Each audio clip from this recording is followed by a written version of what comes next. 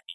বন্ধুরা, এই কথা তো আপনারা জানেনই যে হাজার হাজার বছর আগে এই পৃথিবীতে ডাইনোসরদের অস্তিত্ব ছিল। কিন্তু আপনারা কেউ কখনো ডাইনোসরের ক্যামেরায় তোলা কোনো ছবি দেখেননি, কারণ তখন ক্যামেরা আবিষ্কারই হয়নি এবং সেই যুগে মানুষও ছিল না। কিন্তু 1800 সালের দিকে যখন ক্যামেরা আবিষ্কার হলো, তখন থেকে অ্যানিমাল ডকুমেন্টেশন একেবারে বদলে গেল। আজকের এই ভিডিওতে আমি আপনাদের দেখাবো ক্যামেরায় ধরা পড়া 7টি বিলুপ্ত প্রাণীর শেষ ছবি। নাম্বার 7, কোয়াগা। দেখতে কোয়াগা ঘোড়া কিংবা জেব্রার মতো হাইব্রিড লাগতো, কিন্তু এটি আসলে আজকের দিনের জেব্রার এক সাবস্পিসিস ছিল। এদের শরীরে একদম ইউনিক ধরনের স্ট্রাইপ প্যাটার্ন থাকতো, যা দেখতে জেব্রার চেয়ে সম্পূর্ণ আলাদা ছিল। এদেরকে কেবলমাত্র দক্ষিণ আফ্রিকার নির্দিষ্ট অঞ্চলে পাওয়া যেত। ইংল্যান্ড এবং নেদারল্যান্ডে 1600 থেকে 1700 সালের মধ্যে অনেক যুদ্ধ চলছিল, কিন্তু যখন 1800 সালে এসে ডাচ এবং ব্রিটিশদের মধ্যে শান্তি প্রতিষ্ঠিত হয়, তখন তারা অত্যধিক পরিমাণে কোয়াগার শিকার শুরু করে। শেষমেশ 1878 সালে একটি কোয়াগা আমস্টারডামের একটি বিখ্যাত চিড়িয়াখানায় বন্দী অবস্থায় মারা যায়। এরপর চিড়িয়াখানা কর্তৃপক্ষ আরেকটি কোয়াগা আনার সিদ্ধান্ত নেয়, কিন্তু তখন তারা জানতে পারে দুর্ভাগ্যজনকভাবে মানুষের কারণেই এই কোয়াগা সম্পূর্ণরূপে পৃথিবী থেকে বিলুপ্ত হয়ে গেছে। Number 6, passenger pigeon. এই পিজন আজ থেকে 100 বছর আগে উত্তর আমেরিকার আকাশে উড়তো। এরা এত বড় বড় দলে একসাথে উড়তো যে পুরো আকাশ ঢেকে যেত। আপনি এদের সংখ্যার ধারণা পেতে পারেন এই বিষয় থেকে যে এদের মাথার ওপর দিয়ে উড়ে যেতে ঘন্টার পর ঘন্টা লেগে যেত, অর্থাৎ তখন এদের সংখ্যা ছিল বিলিয়নে।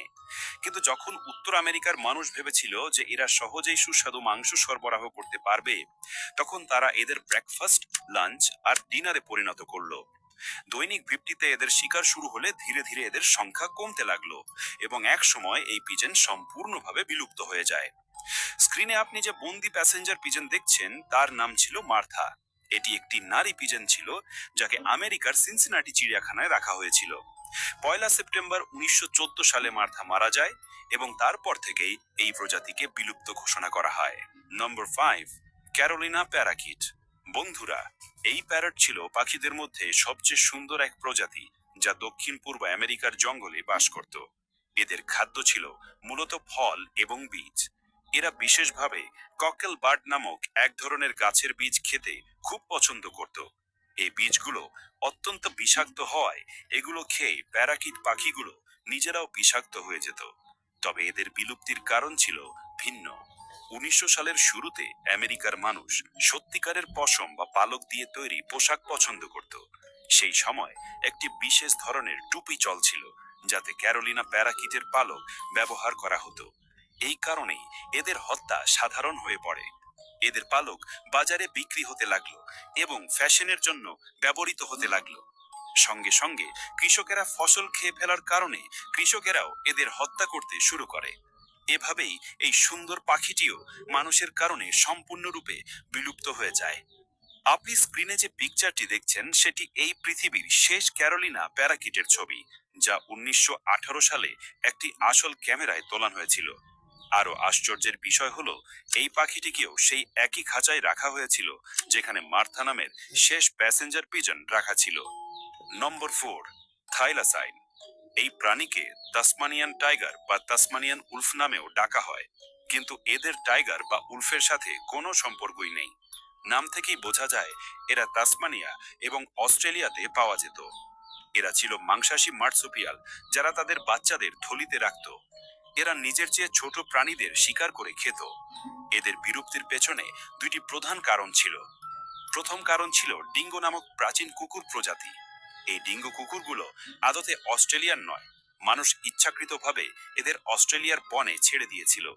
ডিঙ্গোর কারণে থাইলাসাইনদের খাদ্য সংগ্রহের প্রতিযোগিতা বেড়ে যায়, যার কারণে প্রায় 3000 বছর আগে অস্ট্রেলিয়া থেকে এরা সম্পূর্ণভাবে বিলুপ্ত হয়ে যায়। এদের বিলুপ্তির দ্বিতীয় কারণ ছিল তাসমানিয়ার সরকার। অস্ট্রেলিয়া থেকে বিলুপ্ত হয়ে যাওয়ার পর তাসমানিয়াতে যেসব থাইলাসাইন অবশিষ্ট ছিল সেগুলো ছোট প্রাণীদের জন্য বিপদ হয়ে দাঁড়ায়। ইকোসিস্টেম বজায় রাখার জন্য তাসমানিয়ার সরকার এগুলোকে মারার আদেশ দেয়, আর এর ফলেই ধীরে ধীরে এই প্রজাতিটিও পৃথিবী থেকে বিলুপ্ত হয়ে যায়। আপনি স্ক্রিনে যে ছবি দেখছেন সেটি এই পৃথিবীর শেষ নারী থাইলাসাইনের ছবি, যাকে তাসমানিয়ার হাবার্ড নামক চিড়িয়াখানায় রাখা হয়েছিল। কিন্তু দুর্ভাগ্যজনকভাবে তাসমানিয়ার সরকারের সিদ্ধান্তেই এই প্রাণীও বিলুপ্ত হয়ে যায়। Number 3, golden towed. প্রথমেই একটি ভুল ভাঙিয়ে দিই, এগুলো ব্যাং নয়, টোডস আর ফ্রগস, অর্থাৎ ব্যাং ও টোড একে অপরের থেকে সম্পূর্ণ আলাদা উভচর প্রাণী। এই গোল্ডেন টোডস কেবলমাত্র কস্টারিকার রেইন ফরেস্টে পাওয়া যেত। এদের শরীরের রং ছিল অত্যন্ত উজ্জ্বল। এই প্রজাতিকে প্রথম আবিষ্কার করা হয় 1966 সালে, কিন্তু 1980 সালে যখন এদের সংখ্যা গুনার চেষ্টা করা হয় তখন পুরো রেন ফরেস্টে মাত্র 10-11টা টোড পাওয়া যায়। এরপর 1989 সালে আবার গোনা হলে দেখা যায় পুরো রেন ফরেস্টে মাত্র একটা গোল্ডেন টোড বেঁচে আছে। বহু বছর ধরে রেন ফরেস্টে খোঁজ চলতে থাকে, কিন্তু শেষ পর্যন্ত 2004 সালে এই প্রজাতিকে বিলুপ্ত ঘোষণা করা হয়। এই অতি দ্রুত বিলুপ্তির কারণ ছিল চিট্রিট নামক এক ধরনের রোগ।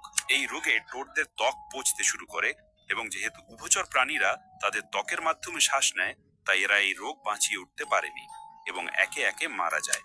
আজকের দিনেও এই রোগে বহু উভচর প্রাণী আক্রান্ত হচ্ছে। আপনি স্ক্রিনে যেই ছবি দেখছেন সেটি এই পৃথিবীর শেষ অজেত। এদের শরীরের উপরের অংশ ছিল, এগুলো ডক্টর জেসেভিচ ক্যামেরা বন্দি করেছিলেন। Number 2, bubble heart best. এই প্রাণীটিকে আপনি জীবনে কখনো দেখেননি। বাবল হার্ট বেস্ট উত্তর আফ্রিকার জঙ্গলে পাওয়া যেত। এদের শরীরের উপরের অংশ ছিল লালচে বাদামি আর নিচের দিক হালকা রঙের। তাছাড়া এদের ছিল লম্বা বাঁকা শিং। এরা ছিল ঘাস পাতা খাওয়া নিরীহ প্রাণী, অর্থাৎ হার্বিভোর। 1830 সালে যখন ফ্রান্স আলজেরিয়াতে উপনিবেশ স্থাপন করে তখন এদের প্রচুর পরিমাণে শিকার করা শুরু হয়। এটাই ছিল এদের বিলুপ্তির প্রধান কারণ। এরপর 1917 সালে একসাথে 15টি বাবল হার্টবিস্টকে দেখা গিয়েছিল, কিন্তু দুর্ভাগ্যজনকভাবে এদের দেখতে পাওয়া মানুষটি নিজেই ছিল একজন শিকারী। সে একাই 12টিকে হত্যা করে ফেলে। বাকি যে 3টি ছিল তারা ছিল সব পুরুষ, যার ফলে প্রজনন সম্ভব ছিল না। এভাবেই ধীরে ধীরে এই প্রজাতিটিও পৃথিবী থেকে মুছে যায়। আপনি স্ক্রিনে যে ছবি দেখছেন সেটি 1933 সালে প্যারিসের চিড়িয়াখানায় তোলা এই পৃথিবীর শেষ বাবল হার্টবিস্টের ছবি। Number 1, Burberry lion. আপনি যে সিংহটি দেখছেন এটি পৃথিবীতে বর্তমানে আর একটিও নেই। এটি ছিল আফ্রিকান লায়নের একটি সাবস্পিসিস। এদের পাওয়া যেত উত্তর আফ্রিকার অ্যাটলাস পর্বতমালায়। এই এলাকায় বরফাচ্ছন্ন ঠান্ডা আবহাওয়ার কারণে এদের শরীরের লোম ছিল অনেক গাঢ় ও ঘন, যা ঠান্ডা থেকে রক্ষা করত। বারবেরি লায়ন আর সাধারণ আফ্রিকান লায়নের পার্থক্য হলো আফ্রিকান লায়নের কেবল মাথার চারপাশে লোম থাকে, কিন্তু বারবেরি লায়নের শরীরের মাথা থেকে পা পর্যন্ত পুরোটা লোমে আবৃত থাকতো। এই সিংহ এতটাই ভয়ঙ্কর ছিল যে প্রাচীনকালের গ্ল্যাডিয়েটরদের সাথে এর লড়াই হতো। আজকের দিনে এমন একটিও সিংহ নেই যার মাথা থেকে পা পর্যন্ত লোম রয়েছে, কারণ মানুষের শিকার একে একে এত বেড়ে যায় যে 1940 সালে এদের বিলুপ্ত ঘোষণা করা হয়। মার্সেলিন ফ্লাড নামের এক ফরাসি ফটোগ্রাফার, যিনি মিলিটারি ব্যাকগ্রাউন্ড থেকে এসেছিলেন, তিনি হেলিকপ্টারে করে মরক্কোর দিকে যাচ্ছিলেন।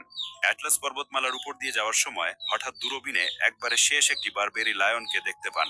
সৌভাগ্যবশত তার সাথে ক্যামেরা ছিল, তিনি সঙ্গে সঙ্গে সেটিকে ক্যামেরা বন্দি করতে সক্ষম হন। এই ছবি তখন এতটাই বিখ্যাত হয়ে যায় কারণ 1940 সালে এই লায়ন বিলুপ্ত ঘোষণা করা হয়েছিল, কিন্তু 1942 সালে তার তোলা এই ছবি প্রমাণ করে দেয় শেষ একটির অস্তিত্ব তখনও ছিল। আশা করি এই ভিডিওটি আপনাদের তথ্যভিত্তিক এবং মন ছোঁয়া লেগেছে। এরকমই আরো ডকুমেন্টারি ভিডিও দেখার জন্য আমাদের চ্যানেলটিকে অবশ্যই সাবস্ক্রাইব করে আমাদের পাশে থাকবেন।